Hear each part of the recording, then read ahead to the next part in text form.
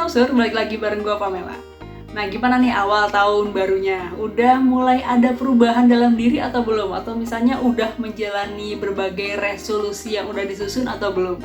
Nah, kalau gue nih ya, sebagai orang yang tergolong agak malas, tentu punya ada beberapa resolusi lah ya, cuman memang belum dilaksanain semuanya. Jadi baru susun-susun kayak gitu. Nah, ngomong-ngomong soal males, kan ya gue kan sempat googling ya, sebenarnya ada nggak sih keuntungannya jadi orang malas?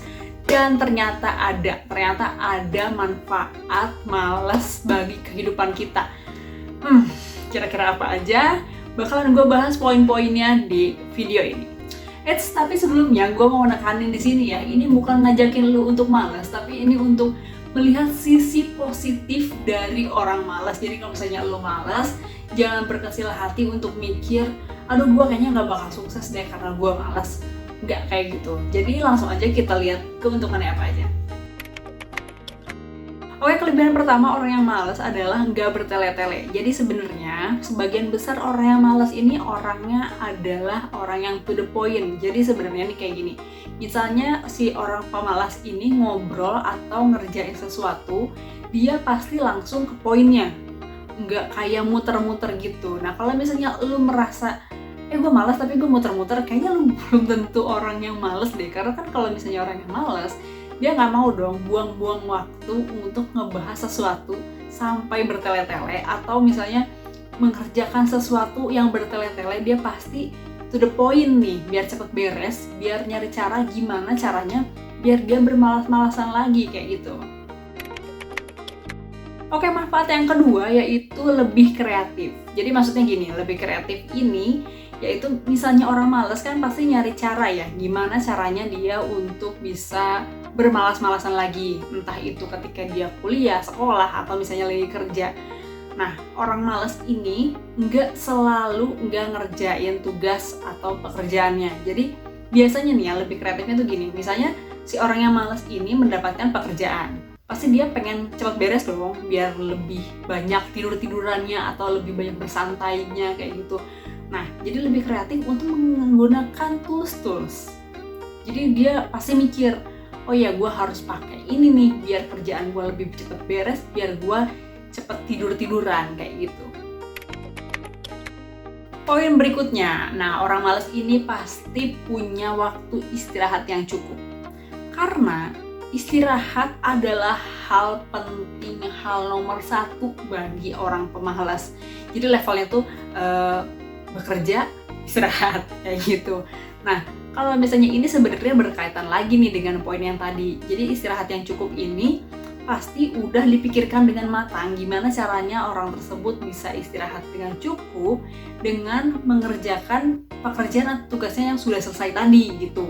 Nah, ibaratnya nih ya, kalau misalnya ternyata lu merasa orang malas tapi ternyata merasa juga aduh waktu istirahat gue masih kurang nih, nah berarti lu bukan orang malas sejati kayak gitu.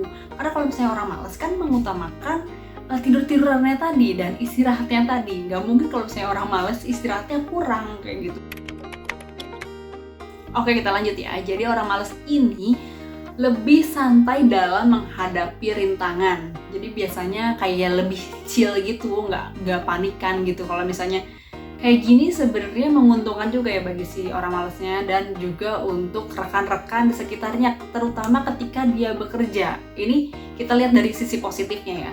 Jadi nih kalau misalnya lagi ada masalah, biasanya orang malas ini akan kelihatan lebih lebih kayak bisa mengontrol emosinya juga. Jadi dia nggak akan panik dan nggak akan lebih emosional gitulah ya. Sebenarnya ini menguntungkan di dunia pekerjaan atau misalnya di orang-orang yang bekerja kelompok. Ya emang sih kadang orang malas suka rese gitu karena susah ngerjain. Cuman ketika menghadapi masalah, si orang tersebut akan jadi lebih chill nih. Jadi nggak akan membawa emosi-emosi negatif ke rekan-rekan kerjanya gitu.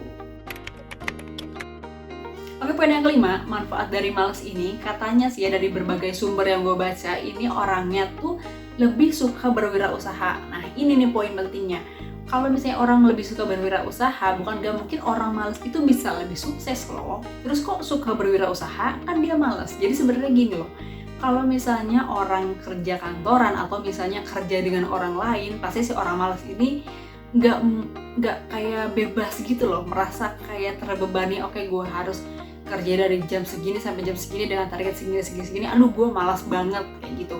Makanya nggak jarang orang yang malas ini membuka wirausaha biar kayak kerjanya lebih fleksibel kayak gitu. Nah, terus lu mungkin bertanya-tanya, kan orang malas kok buka wirausaha, kok bisa lebih sukses? Jadi gini, ketika kita buka usaha tentu kita nggak mau dong usaha kita gagal. Jadi semales-malesnya orang ketika kita buka usaha, pasti orang ini tuh akan mengembangkan usahanya dengan baik. Cuman mungkin ya, ketika orang malas membuka usaha itu tujuannya adalah kerjanya lebih fleksibel. Cuman kalau untuk target-target pengerjaannya, pasti orang ini tuh punya kayak gitu. Oke, poin terakhir yang gue baca-baca nih ya. Jadi orang malas katanya bisa punya pemikiran jangka panjang.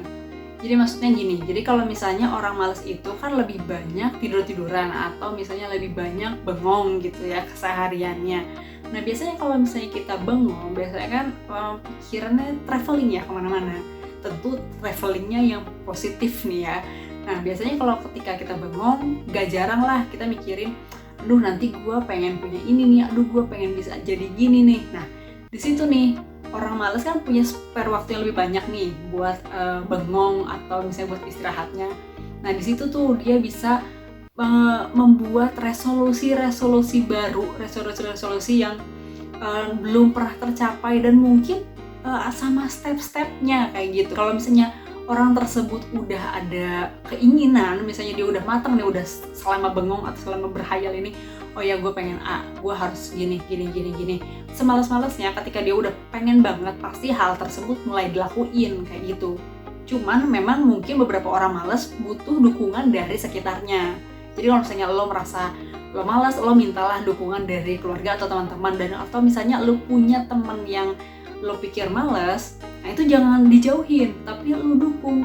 Siapa tahu dia punya cita-cita tertentu kayak gitu. Oke, segitu dulu aja video Ngopsur episode kali ini. Semoga bisa membuka pandangan baru ya terhadap orang-orang malas. Jadi ibaratnya di sini sekali lagi gue bukan ngajakin lo untuk jadi orang malas seperti gue misalnya, tapi itu mau membuka pandangan kalau misalnya lo emang orangnya malas, jangan berkecil hati, karena ternyata ada juga sisi positifnya. Tapi kalau bisa ditingkatkan lah ya, jangan terlalu malas-malas banget. Ini udah mulai 2021 nih, masa mau malas-malas aja.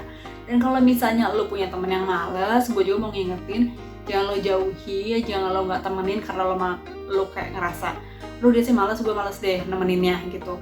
Jangan kayak gitu, tapi orang-orang yang menurut lo malas ini seharusnya disupport dan kayak disemangatin terus, karena bukan gak mungkin orang-orang tersebut punya potensi yang lebih. Karena segitu dulu aja bahasannya biar gak terlalu bertele-tele. Jangan lupa juga untuk follow Instagramnya Ngopsur. Lebih penting lagi untuk di like video ini dan juga di subscribe. Misalnya lu punya request topik-topik tertentu, boleh juga ditinggalin di kolom komentar. Atau misalnya lo orang yang males, bisa tinggalin juga di kolom komentar ya, berbagi pengalaman kayak gitu.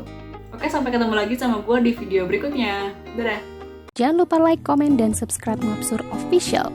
Klik juga tombol lonceng untuk dapat notifikasi video terbaru kita.